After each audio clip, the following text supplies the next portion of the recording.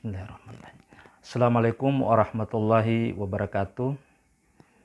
Apa kabar semua? Semoga selalu sehat dalam lindungan Allah Subhanahu wa taala. Kembali bertemu dengan saya dalam tajuk membongkar mitos kuliah. Satu topik yang sangat penting untuk kita bicarakan pada sisi ini. Seringkali kita mendengar bahwa untuk kuliah harus punya banyak uang, atau kalau tidak punya banyak uang ya jangan kuliah, kira-kira itu kata orang. Apa benar demikian? Semua harus dengan banyak uang untuk bisa kuliah? Memang saya juga paham bahwa perlu banyak uang untuk memenuhi kebutuhan kuliah. Tetapi jangan menunggu punya banyak uang baru kuliah, gitu ya. Lewat video ini saya ingin berbagi bagaimana mitos kuliah itu antara ada dan tiada. Berdasarkan pengalaman saya ketika menempuh pendidikan di Universitas Indonesia pada program Doktor Ilmu Sejarah. Begini, saya kuliah tahun 2013 sampai dengan tahun 2019 di UI. Ketika pertama masuk kuliah di kampus besar itu, Universitas Indonesia pada tahun 2013 dan tahun berikutnya, orang sering mengira bahwa saya punya banyak tabungan. Ya, kalau ditaksir mungkin ratusan juta rupiah. Berapa tabungan Anda sehingga berani kuliah di UI? Pertanyaan ini seringkali terlontar dari sejumlah orang kepada saya. Dan saya sangat sulit untuk menjawabnya karena tidak punya tabungan sampai ratusan juta. Seingatku, jumlah tabungan tidak pernah sampai 1/4 dari 100 juta rupiah. Bahkan saya kadang harus ngutang kepada kerabat ataupun kawan terdekat kurang dari 5 juta. Saya ketika menempuh studi pun tidak mendapatkan beasiswa reguler selama 5 tahun kuliah di Universitas Indonesia. Lalu bagaimana bisa bertahan dan kuliah di kampus besar seperti Universitas Indonesia? Sebagai gambaran untuk Anda semua, pada tahun pertama dan kedua,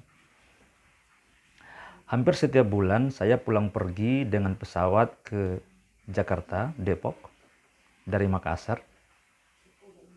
Rata-rata 2 sampai dengan 3 kali per bulan.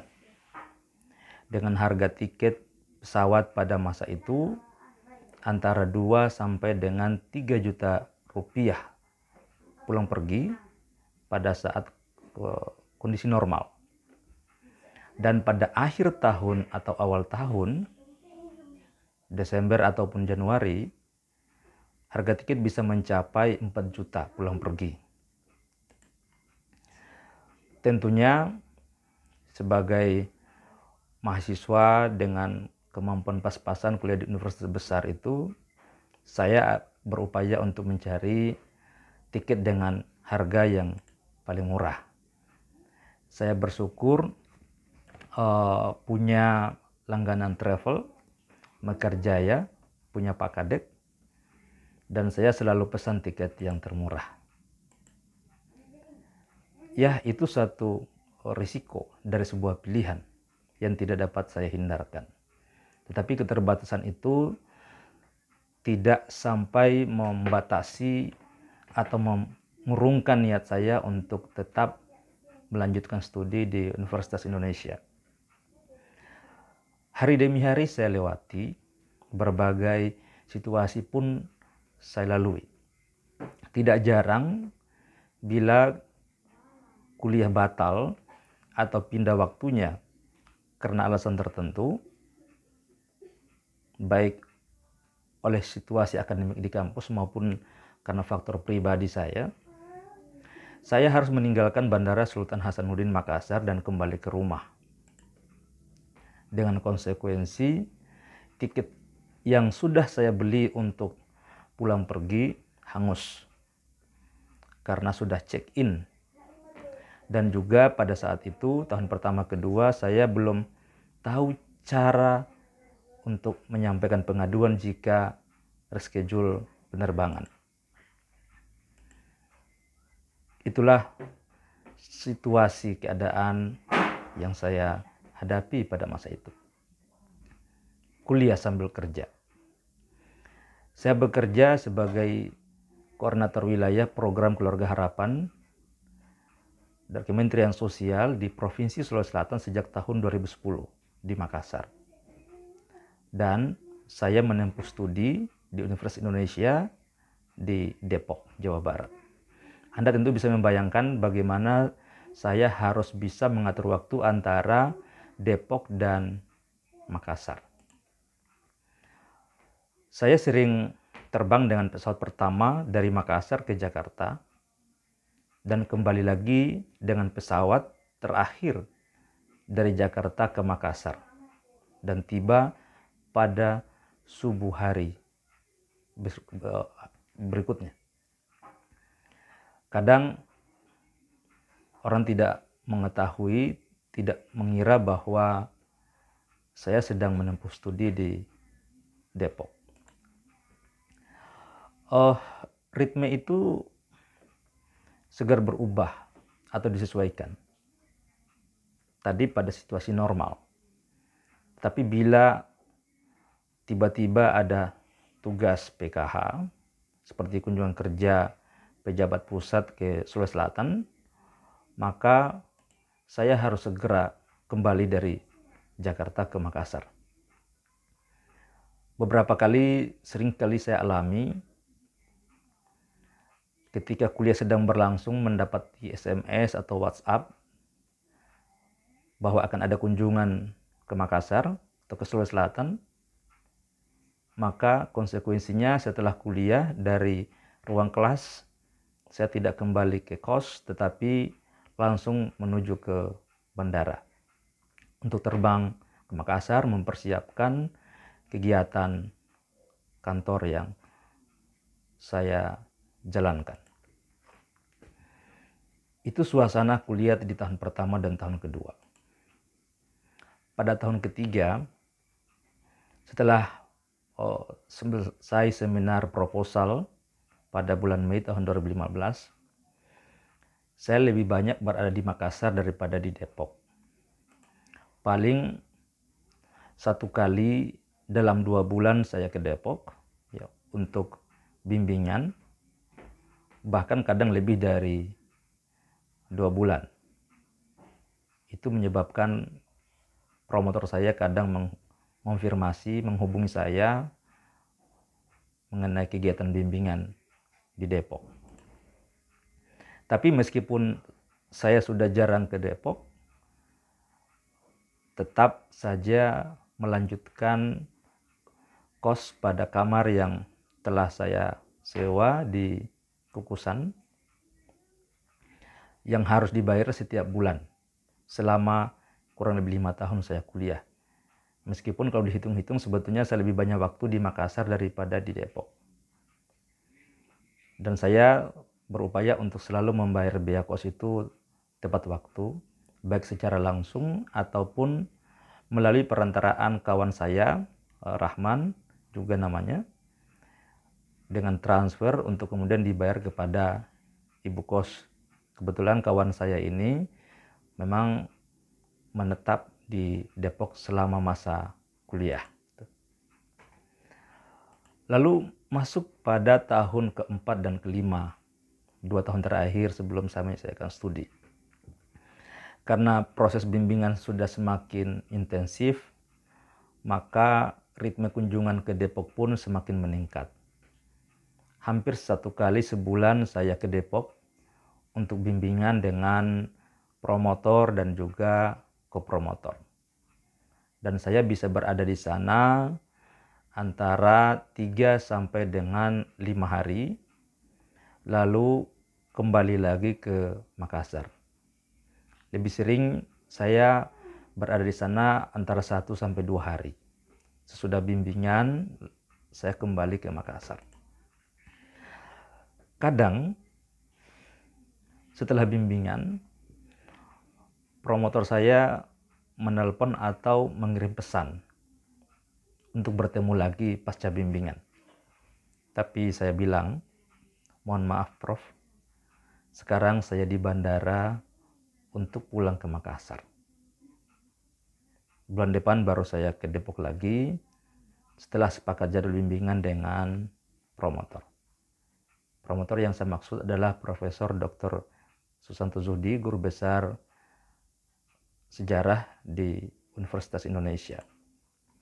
Saya bersyukur beliau sebagai promotor memaklumi ritme kuliah saya sebagai mahasiswa yang kuliah tanpa beasiswa reguler dan juga pada saat yang sama harus bekerja di Makassar.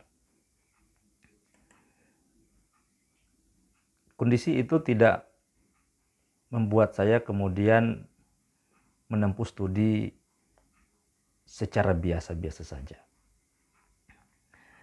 Setiap pulang dari Depok saya akan membawa buku. Baik berupa bahan kuliah maupun bahan-bahan penunjang.